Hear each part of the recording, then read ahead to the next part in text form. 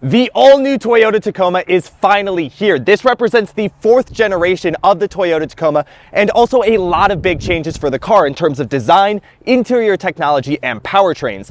There are also a lot of newly redesigned competition for this car from General Motors, Nissan, and Ford. So let's see how this new Taco stands up to that competition in 2024. Like the new Chevy Colorado and GMC Canyon, but unlike the new Ford Ranger and Nissan Frontier, the new Tacos are only available with 4 cylinders. This is the entry-level 2.4-liter Turbo 4 making 278 horsepower and 316 pound-feet of torque. There is also an iForce Max hybrid version of this engine making 326 horsepower and a whopping 465 pound-feet of torque. The SR trim level, which is the very entry-level trim level of the Tacoma, also gets a detuned version of this engine making only 228 horsepower.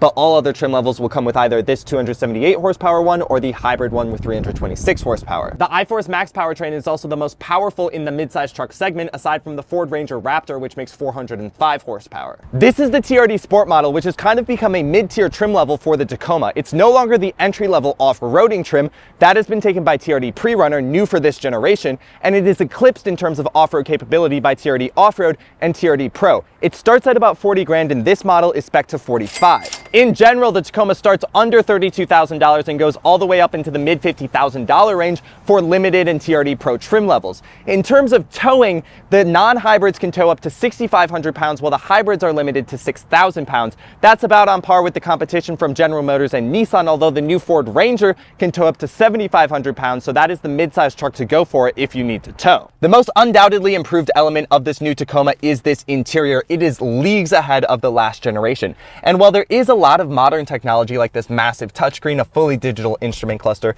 and Toyota's whole suite of driver assistance features, it is still very easy to control everything while driving. You have massive controls for your climate controls and volume. Now here in the second row of the new Tacoma, things are pretty tight. I'm sitting very upright and my head is close to the ceiling. My knees are also pretty close to my chest, and they are really close to this seat in front of me, which is adjusted to my ideal driving position. I am 6'2". I think the GMC Canyon that I was driving a few weeks ago definitely had a roomier back seat.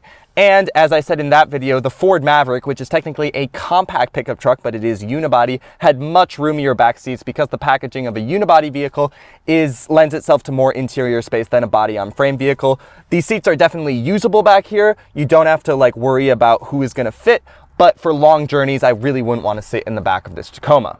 In terms of this engine, again, this is the base 2.4-liter turbocharged 4-cylinder, not the very base one making 228 horsepower. This one makes 278 horsepower, and it definitely does feel more powerful than the last generation V6, and it feels quicker, but it is coarse. When you put your foot down, you both hear and feel this 2.4-liter turbocharged 4-cylinder, and that's just kind of what you're going to get in a powertrain like this. I think the hybrid version, the iForce Max hybrid version of this 4-cylinder would definitely help, because you get the electric assist off the line, so the engine has to do less of the grunt work, and some of the time you would be driving around in pure EV mode. That system is, again, more designed to increase power than to increase efficiency, although it would still be a little smoother, and that does make 326 horsepower and 465 pound-feet of torque.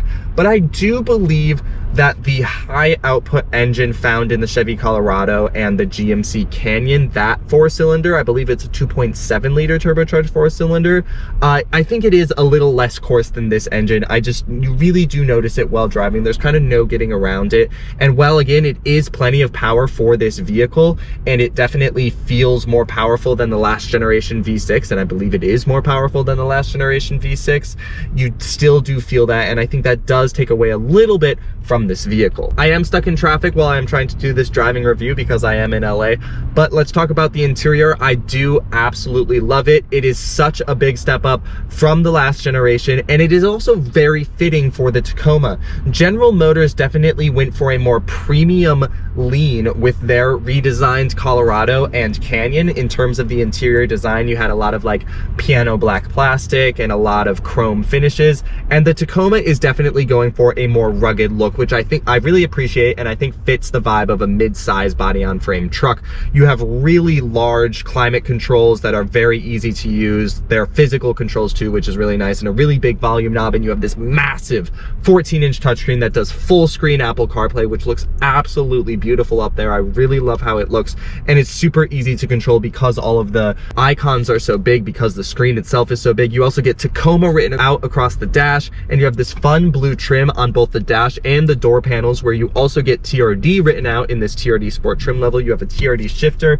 You have the new Toyota steering wheel with all of your cruise controls and volume controls. Although I've mentioned this in other Toyota videos, I don't understand why the cruise control side of the steering wheel is on the right side and the volume controls and all of your music controls are on the left. I feel like everything controlling the infotainment system should be on the right and everything else should be on the left. That makes more sense to me, but that's how Toyota did it. They put the cruise control on the right. You get a fully digital instrument cluster, which I think is a little crisper than some of Toyota's, than the fully digital instrument cluster I've seen in some other Toyotas and definitely some of the Lexus products. This one seems a little more updated and I really do like it. And there's a bunch of blank buttons, but this is again at the TRD Sport trim level, which is like the bottom middle of the off-road trim levels. And then there's also the limited above this for non-off-road oriented trim levels. You get heated seats in this model, 2 high, 4 low, a tow and haul setting, and different drive modes. They are Sport, Normal, and Eco. I've been driving in normal mode. I don't really notice that big of a difference between them. The seats are pretty comfortable. The suspension is also pretty compliant. You do still feel the bumps and you get the slight slide to side motion of a body on frame vehicle, but it is pretty buttoned down. I am pretty impressed by how this chassis feels. They did a great job tuning it.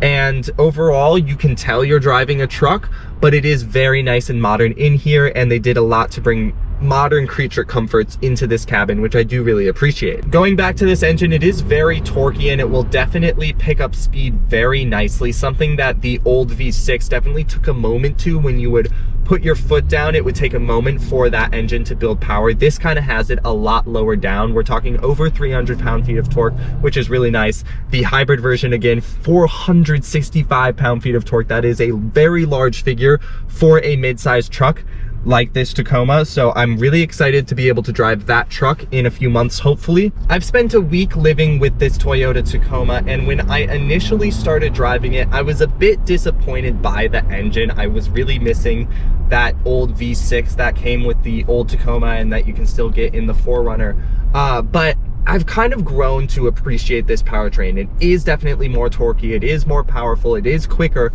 and it does really fit this truck. And it really wouldn't have made sense for Toyota to keep offering that V6 when the 4 cylinders are now more powerful and more efficient, and a hybrid 4-cylinder is way more powerful than an NA V6 ever could be. So this definitely does feel like a fitting powertrain for this Tacoma. My only question, the only question remaining really, is how reliable this powertrain will be over time, because that is something the Tacoma is known for, is its reliability. So we will have to wait and see how these 2.4 liter turbocharged 4 cylinders stand up to the test of time, and I'm hoping that they are just as reliable as their predecessor, because then this Tacoma will live on as a very reliable truck. Giving it some gas now, going uphill. Definitely powerful enough for this platform. I am excited to try that iForce Max hybrid powertrain, because that much more pound-feet of torque and that much more horsepower sounds really exciting in this truck, but this one is definitely adequate. And cornering with some speed, you're definitely gonna lean. And I think this truck actually does have less side-to-side motion than the GMC Canyon that I drove a month and a half ago. This one does feel a little more buttoned down and compose a little less truck-like, even though they are both body-on-frame vehicles. And I feel more confident cornering this truck with speed. Not that you're ever going to be racing your body-on-frame mid-size pickup truck, but if you want to, I think the Tacoma is a little better around a corner than a GMC Canyon or Chevy Colorado. This Tacoma has another cool new feature that I haven't fully experienced before in a car. It's kind of like an adaptive cruise control, but when your cruise control isn't on, it uses the sensors in the front of the car to tell how far away you are from the car in front of you and to let you know if there's like a stop car in front of you. So instead of like an emergency braking system where if you're about to hit something that's stopped, the car will stop, this truck, the Tacoma, will start to slow down. Like right now, the car just slowed me down from 21 to 17 miles an hour because the car in front of me was making a left-hand turn and slowed down. And the car automatically started slowing down. Instead of, I had my foot off of the gas, so I would have just been coasting, but the truck started slowing me down. It wouldn't bring me all the way to a stop smoothly. It might, at the last minute, apply my brakes and do an emergency brake. But it is kind of nice that when you're like coasting down a hill, if there's a car going slower than you in front of you, it will slow you down so that you don't get too close to that car. I've never experienced it before, and at first I kind of just thought the truck was downshifting or up downshifting and then slowing down with revs. I thought it was just something with the transmission, but I have noticed it does actually slow you down if there is a slower moving object or a stopped object in front of you. And I think that will definitely help, like in a collision, you are then going slower because the system has already activated. And it is a really cool feature, and it isn't too intrusive. You barely notice it, but when you do, I kind of do appreciate it. So that's the all-new Toyota Tacoma. It's better in about every way, except that its new 4-cylinder powertrain is not as refined as the last generation's V6. It's still a very nice vehicle to drive and a very impressive mid-sized truck. Thanks for watching. Like, comment, share, and subscribe, and I'll catch you guys in the next video.